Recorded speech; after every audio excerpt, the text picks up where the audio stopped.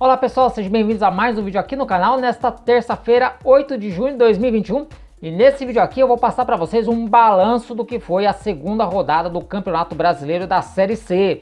Vou passar para você quem marcou os gols, como ficou a situação de cada equipe na tabela de classificação e também os jogos da próxima rodada. Então fica comigo até o final porque nós vamos passar muita informação nesse vídeo aqui. As informações vão ser passadas por ordem de grupo, então vamos começar pelo grupo A. O grupo A que foi aberto com o jogo Ferroviário e Altos. O Ferroviário venceu o Altos pelo placar de 1-0 e está invicto ainda nessa Série C. O único gol da partida foi marcado aos 44 minutos do primeiro tempo pelo Gabriel, né? O Gabriel aí fez o único gol da partida, mas um dos destaques desse jogo foi o goleiro Mondragon, da equipe do Altos, que fez ótimas defesas, né? E impediu aí que o placar fosse mais elástico a favor aí da equipe cearense, né? Outro destaque também que eu dou para esse jogo foi a bela camisa grená que a equipe do Ferroviário usou nessa partida, viu? Um uniforme muito bonito, então vale aí o destaque.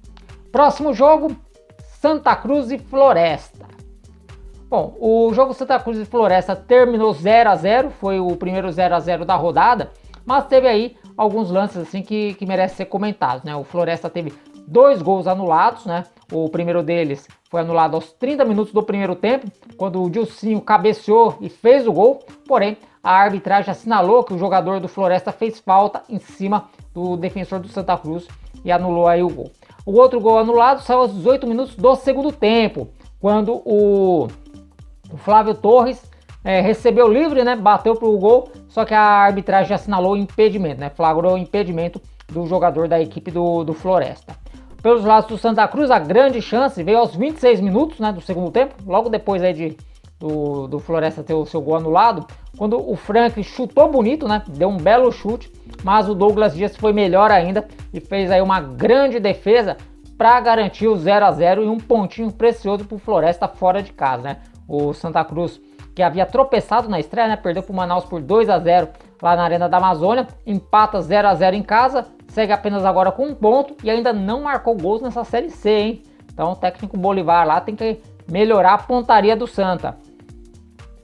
Próximo jogo, Jacuipense e Tombense. O jogo dos Enses, disputado lá em Pituaçu, em Salvador, terminou empatado 1-1. O time baiano saiu na frente aos 7 minutos do primeiro tempo, quando o Vicente fez o cruzamento.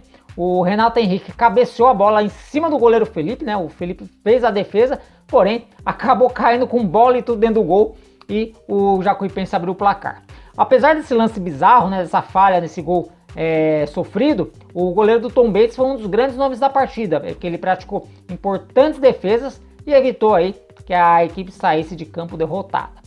O gol de empate do Tombense saiu no segundo tempo e veio aí num lance bastante discutido, né? Nasceu de um lance bastante discutível, porque aos 6 minutos, né, houve um cruzamento na área, né? O David cruzou na área, a bola passou por todo mundo, inclusive a arbitragem assinalou o escanteio, né? Apontou o escanteio, só que porém, posteriormente, foi marcada a penalidade, né? Foi marcada uma falta em cima do Rubens, o próprio Rubens bateu o pênalti e acabou aí marcando aí, fazendo o gol de empate, dando números finais à partida, né? O Jacuipense perdeu na estreia, segue apenas agora com 1 ponto, né? Somou 1 ponto em casa, enquanto que a equipe do Tombense são 2 jogos e 2 empates. O Tombense que empatou com o Paysandu na estreia e agora empata aí fora de casa com a equipe do Tombense. Lembrando que eu não vou colocar os gols aqui, né? Eu não coloco os gols aqui para não ter problema de questão dos direitos autorais do YouTube, né?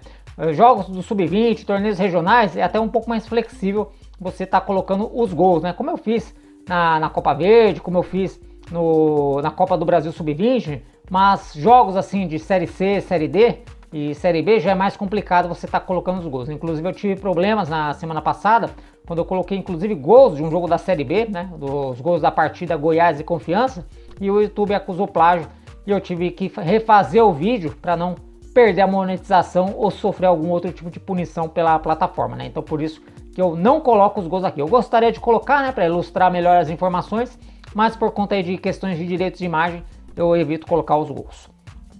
Bom, seguindo ainda com os jogos aqui desse grupo A, vamos falar aí da grande goleada, né, que aconteceu lá em Volta Redonda. O Volta Redonda fez 5-0 em cima do Manaus não foi apenas a maior goleada da Série C até o momento, como a maior goleada sofrida pelo Manaus em toda a sua história, né? O Manaus não tem nem 10 anos de existência, é bem verdade, mas o time nunca havia perdido por 5 gols de diferença. Ele sofreu aí uma goleada por 6-2 para o Remo na Copa Verde, né? numa edição da Copa Verde, porém, perder por 5 gols de diferença, o Manaus nunca tinha perdido, né? E aconteceu pela primeira vez nesse jogo aí contra o Volta Redonda. E apesar de ter sido aí uma grande goleada, o placar só foi aberto aos 38 minutos do primeiro tempo, quando o MV aproveitou aí uma atrapalhada do Assis com o goleiro Gleibson para fazer 1-0. Aí aos 30 minutos aos 30 segundos da etapa complementar, não já dado nem um minuto ainda, o Luciano Naninho recebeu na entrada da área e bateu para fazer 2-0. Aí aos 7 minutos, né, um lance que eu não sei até agora se o MV tentou cruzar ou chutou direto, mas na verdade a bola foi pro gol, né? Uma tentativa ali de cruzamento acabou enganando o goleiro do Manaus e o MV fez o segundo gol dele, o terceiro do Volta Redonda aos 7 minutos do segundo tempo. Aos 24, o Luiz Paulo cobrando o pênalti, fez 4-0 e aos 29 minutos o Emerson Júnior fechou a conta. Então o Volta Redonda aí se recupera, né? O Volta Redonda tinha perdido de 3-0 na estreia, se recupera e agora vence aí o jogo por 5-0 aí, maior goleada dessa Série C até então. Próximo jogo, né, fechando esse grupo, Paysandu e Botafogo da Paraíba. Esse jogo aconteceu na noite dessa segunda-feira, né? Eu assisti o segundo tempo ao vivo logo após que terminei a live aqui com o pessoal no canal. E foi um jogo onde o Botafogo aí poderia até ter vencido por mais, viu? Ele dominou o Paysandu teve apenas uma grande oportunidade, né? Num cruzamento rasteiro na área em que o Nicolas acabou não alcançando a bola, ele furou. Aliás, o Nicolas numa péssima fase, já está aí há vários jogos sem fazer gol. E o Botafogo acabou vencendo por 2-0, curiosamente com os 2 gols acontecendo nos acréscimos de cada tempo. Aos 45 minutos, o Elton bateu cruzado, né, na entrada da área, e aí, a princípio, pôde parecer que foi uma falha do goleiro Vitor Souza, né, no primeiro momento deu-se a impressão que foi uma falha do goleiro do Paysandu, porém, quando o gol foi reprisado por um outro ângulo, né, viu-se aí que a bola mesmo foi um chute muito forte, muito bem batido no canto, e o goleiro do Paysandu não teve a menor chance de fazer a defesa. Aí o segundo gol veio aos 49 minutos do segundo tempo, depois que o Botafogo aí já tinha criado outras 2 boas chances, né? O Marco Aurélio fechou a conta lá, ele tirou, né, driblou o goleiro do Paysandu, cortou, chutou. O zagueiro do Paysandu ainda tentou tirar a bola em cima da linha, se enrolou todo e acabou caindo com bola e tudo para dentro do gol. Foi um lance assim bastante bizarro. E o Botafogo aí vence o Paysandu por 2-0. Foi a primeira vitória do Botafogo da Paraíba em cima do Paysandu, jogando em Belém, né? O Botafogo nunca havia derrotado o Paysandu na condição de visitante e esse tabu foi quebrado nessa segunda-feira, né? Então, bora aí pro próximo jogo? Agora eu vou falar dos jogos do grupo B, né? Jogos válidos pelo grupo B.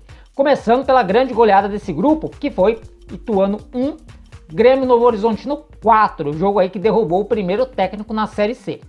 O jogo aconteceu no sábado de manhã, no estádio Novelli Júnior em Itu, né? Jogo às 11 da manhã, uma nova faixa de horário aí na Série C, né? Tanto jogos no sábado de manhã, 11 horas, como também vamos ter jogos no domingo às 11 da manhã, inclusive tem um jogo domingo às 11 da manhã na próxima rodada. E o Grêmio Novo Horizontino, que já vinha aí de uma ótima estreia, né? Havia vencido a equipe do Figueirense por 1-0, agora conquista essa grande vitória fora de casa. O Douglas Baggio abriu o placar logo aos 5 minutos de partida. O Guilherme Queiroz, cobrando o pênalti aos 42 minutos, ampliou. E ainda no primeiro tempo, aos 45, o mesmo Guilherme Queiroz, aproveitando aí o cruzamento do Douglas Baggio, fez 3-0. No segundo tempo, o Thiago Marques descontou para o Ituano aos 20 minutos, porém, aos 22 minutos, o Douglas Baggio fez o segundo dele e o quarto do Grêmio Novo Horizontino, fechando o placar em Itu. Esse resultado causou a demissão do técnico Vinícius Bergantin, inclusive tem vídeo aqui no canal para dar mais detalhes sobre a saída dele. Ele, que era o técnico mais longevo aí dentre os times das principais divisões do futebol brasileiro, ia completar no próximo dia 20 4 anos dirigindo o Ituano, acabou saindo e o Mazola Júnior assumiu o lugar, né? Inclusive o Mazola Júnior estreia no próximo final de semana contra o São José lá em Porto Alegre. Então temos aí a primeira troca de treinador nessa Série C do Campeonato Brasileiro. Daqui a pouquinho a gente passa então os jogos da próxima rodada. Figueirense e Oeste. O jogo Figueirense-Oeste, né? O Figueirense perdeu na primeira rodada e o Oeste fazia a sua estreia, né? Vocês se lembram que eu falei aqui em alguns vídeos que o Oeste teve o seu primeiro jogo na Série C adiado para o próximo dia 16, né? Jogo contra a equipe do Mirassol, por conta de estar jogando as finais do Campeonato Paulista da Série A2. Então, o jogo deste final de semana marcou a estreia do Oeste na Série C. O Oeste foi uma das equipes rebaixadas, né? Assim como o próprio Figueirense. E o único gol da partida saiu logo aos 6 minutos, né? Quando o goleiro Glauco tentou ali afastar uma bola, né? Mas ele acertou ali o Bruno Paulista, né? Que ficou, o Bruno Paraíba, melhor dizendo, que ficou livre para marcar o único gol do jogo logo aos 6 minutos. O Figueirense ainda perdeu um pênalti aos 16 minutos, né? Teve a chance aí de ampliar, mas acabou perdendo um pênalti. O grande lance aí da equipe de Barueri, né? Veio aos 36 minutos do segundo tempo. Foi um lance incrível, né? Quem não teve a oportunidade de ver, procura aí no YouTube aí, que foi daqueles lances inacreditáveis. Após a bola aérea, né? Foi uma cobrança de escanteio. O Jefinho cabeceou, o goleiro Rodolfo Castro fez uma grande defesa, né? Uma defesa espetacular. E a bola sobrou pro Calil. Só que o Calil, com o gol totalmente escancarado, né? Cabeceou a bola no travessão. Então o Oeste perdeu essa grande oportunidade de empatar o jogo já no finalzinho da partida. Outro estreante que esteve em campo nesse final de semana foi Mirassol, né? Vamos falar então do jogo Mirassol e Ipiranga. E foi vitória aí do time gaúcho, né? Eu falei nos vídeos anteriores que ia ser um duelo aí de dois times que vestem camisas amarelas, né? Dois times canários. Porém, o Mirassol aí usou uma camisa comemorativa muito estilosa, muito bonita também. Uma camisa aí com detalhes em dourado. Mas o novo fardamento acabou não dando sorte, porque o time paulista perdeu pelo placar de 2-1. O Ipiranga, que já vinha de vitória na estreia, né? Havia batido o Paraná Clube por 2-0 na estreia. Abriu o placar logo aos 2 minutos, né? Com um chute de Mikael, onde a bola acabou desviando no Sodré e matou o goleiro do Mirassol. Aos 46 minutos, o Ipiranga ampliou com o Quirino. E aí, no segundo tempo, foi pressão total da equipe do Mirassol. Aos 2 minutos, o Foguinho, né? Jogador aí que veio da Inter de Limeira, bateu uma falta e acertou o travessão. E aos 6 minutos, o Mirassol acabou aí fazendo um gol, né? Eu falei que o uniforme não deu sorte pro time do Mirassol, mas nesse lance deu muita sorte, porque aos 6 minutos, uma bola alçada na área, o Reinaldo, né, o jogador do Ipiranga, tentou afastar e acertou um chutaço no seu próprio goleiro, né? Ele tentou afastar, acabou acertando a barriga do goleiro. A bola entrou, né? E a arbitragem deu gol contra do goleiro do Ipiranga. Então o Mirassol descontou. E o Mirassol ainda teve aí, fez o seu gol de empate, né? Aos 32 minutos do segundo tempo, quando o Giovani marcou. Porém, a arbitragem, né, assinalou impedimento. Então, o gol aí que poderia ser o de empate do Mirassol acabou sendo anulado por impedimento. Próximo jogo, Paraná e Botafogo. Bom, o Paraná Clube, né, que tinha perdido na estreia, recebeu a equipe do Botafogo no Durval Brito e acabou sendo derrotado por 1-0. O único gol da partida foi marcado pelo Neto Pessoa, né? Mas o destaque aí vai para o passe na medida do Gustavo Xuxa, né? O Gustavo Xuxa deu aquele passe na medida em diagonal pro Neto Pessoa entrar, né, invadir a área e bater na saída do goleiro e fazer 1-0. No segundo tempo, o Paraná foi para cima, né? Foi para cima buscando empate. E o goleiro do Botafogo, o Igor, né? O Igor Bom, fez jus ao nome e apareceu bem aí para não deixar o Paraná empatar e colocar mais 3 pontos na conta do time dirigido pelo Argel Fux. Aliás, o Botafogo de Ribeirão Preto tem sido aí para mim uma das grandes surpresas desse início de Série C, né? A equipe tinha feito um campeonato paulista muito ruim, né? Ficou seriamente ameaçada de rebaixamento, tomou goleada da Ferroviária, porém, depois da saída do técnico Argel Fux, melhorou, escapou do rebaixamento e vem tendo aí um ótimo início de Série C, né? O Botafogo que também foi rebaixado da Série B, eu acreditava que ele ia brigar, né, para não cair nesse campeonato por conta da campanha que ele fez no Campeonato Paulista, porém pode ser uma grande surpresa nos quadrangulares. E a rodada desse grupo foi fechada com a partida São José e Criciúma. Esse jogo aconteceu lá no Francisco Noveleto, né, em Porto Alegre, jogo que disputado em gramado de sintético, né, grama artificial, lá do estádio Francisco Noveleto. Porém, as equipes não saíram do 0-0, né? Não há muitos lances para se destacar nesse jogo, exceto aí um chute que o goleiro do São José fez uma grande defesa e ficou nisso, né? Então as duas equipes ficam no 0-0. Resultado bom para o Criciúma, né? O Criciúma que havia vencido o Ituano na estreia, soma aí seu 4º ponto. Pelo que foi o desempenho do Criciúma no Campeonato Estadual, quando ele acabou sendo rebaixado para a 2ª divisão pela primeira vez. O Criciúma vem tendo um bom início de Série C, né? Somou já 4 pontos, enquanto que o São José, que perdeu para o Botafogo na estreia, segue aí sem marcar gols e somando apenas 1 ponto, né? Então o São José precisa aí se cuidar, melhorar para não ter que se brigar contra o rebaixamento nas últimas rodadas. Bom, agora eu vou colocar aqui então na tela para vocês como ficou a classificação dos grupos e também vou passar os jogos da próxima rodada. Vamos lá? Vou colocar aqui então na tela o site da CBF para a gente então poder acompanhar juntos como está a classificação dos grupos e também os jogos da próxima rodada. Vamos lá? Site da CBF na tela. Vamos começar então pelo grupo A, né? O grupo A que tem aí 3 times na liderança com 4 pontos ganhos. Nenhuma equipe com 100% de aproveitamento. Olha só que coisa. O Floresta está na liderança por conta do número de cartões, né? O Floresta recebeu 2 cartões amarelos e nenhum vermelho. O Botafogo, né, que se iguala em vários critérios aí com o Floresta, né? Número de gols marcados e também saldo de gols. O Botafogo recebeu 5 cartões amarelos e um vermelho. Inclusive esse vermelho foi no jogo contra o Paysandu e o jogador já havia sido substituído, né? Se eu não me engano foi o Cleiton. O Ferroviário, que também tem 4 pontos ganhos, né? Aparece na 3ª colocação porque ele tem 1 gol de saldo. A 4ª colocação é do Volta Redonda. A Volta Redonda lidera aí está em 4º lugar por conta do saldo de gols, né? Tem os mesmos 3 pontos que o Altos e também que o Manaus. Porém, essa goleada deixou o Volta Redonda com 3 gols de saldo. Então, o Volta Redonda aí fica na 4ª posição. O Altos em 5º lugar, com saldo de gols 2 também. Só que 3 gols marcados contra 5 gols marcados do Botafogo. E o Manaus, olha só essa goleada aí pesando na conta do Manaus, hein? O Manaus fica na 6ª colocação com menos 3 gols de saldo.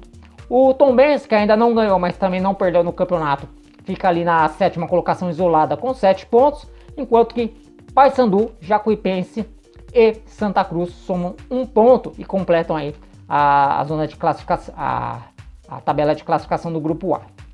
Terceira rodada começa no próximo sábado, com o jogo às 17 horas na Arena da Amazônia, entre Manaus e Floresta.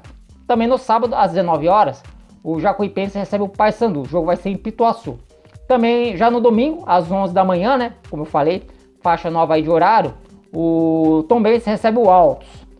Também no domingo, às 16 horas, lá no Almeidão, o Botafogo vai jogar contra a equipe do Volta Redonda, né? O Botafogo aí vai encarar o placar, o poder de fogo aí da equipe do Volta Redonda. Esse jogo vai ser lá no Almeidão. E a rodada será encerrada na segunda-feira com o Ferroviário recebendo Santa Cruz, jogo lá na Arena Castelão. Grupo B. Grupo B tem 3 equipes com 6 pontos, 3 equipes com 100% de aproveitamento e a liderança do Grêmio Novo Horizontino por conta aí dessa goleada, né, que deu em cima do Ituano. O Grêmio Novo Horizontino tem 4 gols de saldo. O Ipiranga aparece na 2ª colocação por conta aí também do saldo de gols, tem 3 gols de saldo e o Botafogo aparece em 3º com 2 gols de saldo. O Criciúma é o 4º colocado isolado, tem 4 pontos. Em 5º lugar está o Figueirense com 3 pontos, também isolado. O São José aparece em 6º com 1 ponto ganho.